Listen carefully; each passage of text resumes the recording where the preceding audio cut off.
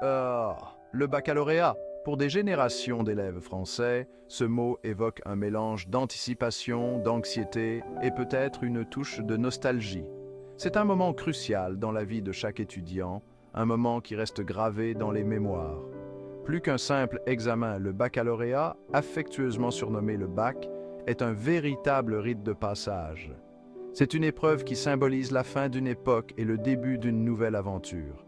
Il marque l'aboutissement d'années d'études et ouvre les portes de l'enseignement supérieur.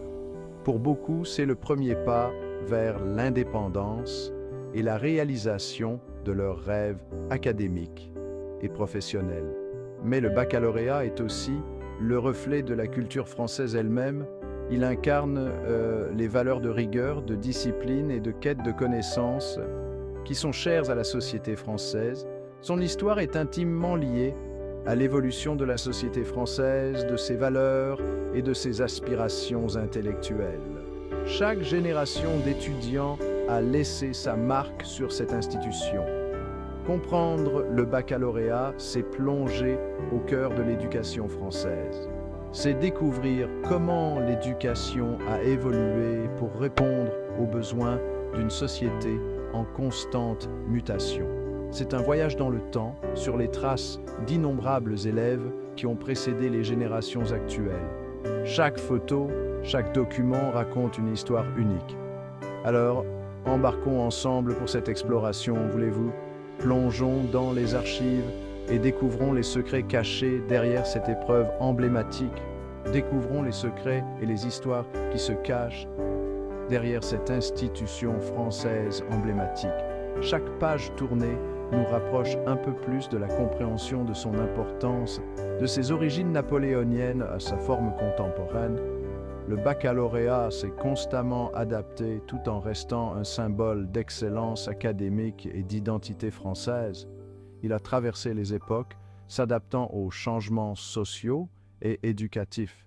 Nous explorerons son histoire fascinante, ses composantes littéraires et son héritage durable. Chaque aspect du bac a une histoire à raconter, une leçon à offrir. Rejoignez-moi, chers lecteurs, pour découvrir l'histoire captivante du baccalauréat français. Ensemble, nous dévoilerons les mystères et les richesses de cette institution qui a façonné tant de vies. Notre histoire commence en 1808, dans une France avide de stabilité et de réformes, une nation en quête de renouveau après les tumultes révolutionnaires. L'empereur Napoléon Bonaparte, un dirigeant visionnaire passionné par l'ordre et la discipline, s'est intéressé de près à l'éducation. Il envisageait un système standardisé, capable d'unifier la nation et de créer une élite compétente, formée pour servir l'État. C'est ainsi qu'est né le baccalauréat, un examen qui allait devenir le pilier de l'éducation française. Le décret de Napoléon a conduit à la création de l'université impériale, un organe centralisé supervisant tous les niveaux d'éducation, des écoles primaires aux universités. Le baccalauréat est alors devenu le couronnement de ce nouveau système, un examen rigoureux destiné à sélectionner les meilleurs et les plus brillants esprits de la nation. Son objectif était clair: identifier ceux qui étaient dignes de servir l'État et de contribuer à la vie intellectuelle et culturelle de la France. Initialement, le baccalauréat prenait la forme d'un examen oral mené par des professeurs de l'université impériale qui évaluaient les connaissances et l'éloquence des candidats. Il couvrait un large éventail de sujets reflétant la connaissance encyclopédique attendue de citoyens complets et bien éduqués. Le latin, le grec, la rhétorique, la philosophie, l'histoire. Telles étaient les pierres angulaires du premier baccalauréat, des disciplines essentielles pour former des esprits critiques et éclairés. C'était une épreuve exigeante, conçue pour séparer le bon grain de l'ivraie, pour distinguer ceux qui avaient la capacité et la détermination de réussir. Réussir au baccalauréat ouvrait les portes de prestigieuses universités et de carrières prestigieuses au sein du gouvernement, offrant des opportunités inégalées. C'était une marque d'honneur, un témoignage de travail acharné et de prouesse intellectuelle, un passeport pour un avenir prometteur et respecté. Le 19e siècle a été marqué par des changements importants au sein de la société française et le baccalauréat a évolué en parallèle.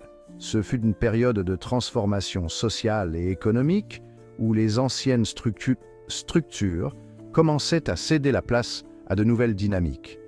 Avec l'essor de l'industrialisation et la croissance de la classe moyenne, la demande en connaissances spécialisées s'est accrue. Les usines et les entreprises avaient besoin de travailleurs qualifiés, capables de comprendre et de manipuler des technologies de plus en plus complexes. Le système éducatif devait s'adapter, et le baccalauréat aussi. Les écoles et les universités ont commencé à réviser leurs programmes pour répondre aux besoins d'une société en rapide évolution. Un tournant décisif a eu lieu en 1830 avec l'introduction des examens écrits. Cette innovation a transformé la manière dont les étudiants étaient évalués, rendant le processus plus rigoureux et systématique. Ce passage d'évaluation purement orale a marqué un tournant, mettant l'accent non seulement sur l'éloquence, mais aussi sur la capacité à formuler clairement et de manière concise ses connaissances sur papier. Les étudiants devaient désormais démontrer une maîtrise approfondie de leur sujet par écrit. L'écrit a pris une place centrale, changeant à jamais la nature du baccalauréat. Les compétences en rédaction et en analyse sont devenues essentielles pour réussir ces examens. Puis, en 1852, un autre développement majeur est apparu. La scission du baccalauréat en deux filières distinctes, les sciences et les lettres.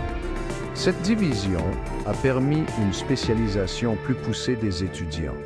Cette division reflétait la spécialisation croissante au sein du monde universitaire et du marché du travail. Les étudiants pouvaient se concentrer sur des domaines spécifiques en fonction de leurs intérêts et de leurs aspirations professionnelles. Les élèves pouvaient désormais choisir une voie conforme à leurs intérêts et à leurs aptitudes. Cela leur offrait une plus grande liberté et une meilleure préparation pour leur future carrière. La filière littéraire, axée sur la littérature, la philosophie et l'histoire, est devenue la voie royale pour les futurs écrivains, intellectuels et enseignants. Elle offrait une formation riche et diversifiée, essentielle pour ceux qui souhaitaient explorer les humanités. La filière scientifique, qui mettait l'accent sur les mathématiques, la physique et les sciences naturelles, ouvrait la voie à des carrières dans l'ingénierie, la médecine et d'autres domaines scientifiques. Les étudiants de cette filière étaient formés pour devenir les innovateurs et les chercheurs de demain. Cette division, bien que pratique, a également mis en évidence l'importance croissante des lettres et des sciences en tant que domaines d'études distinctes, mais tout aussi valables. Chacune de ces filières contribuait de manière unique à l'avancement de la société française, en formant des individus capables de penser de manière critique et de résoudre des problèmes complexes. Merci d'avoir regardé cette vidéo sur L, Histoire de baccalauréat. Si cette vidéo vous a plu, n'hésitez pas à découvrir notre guide complet, visitez notre site web.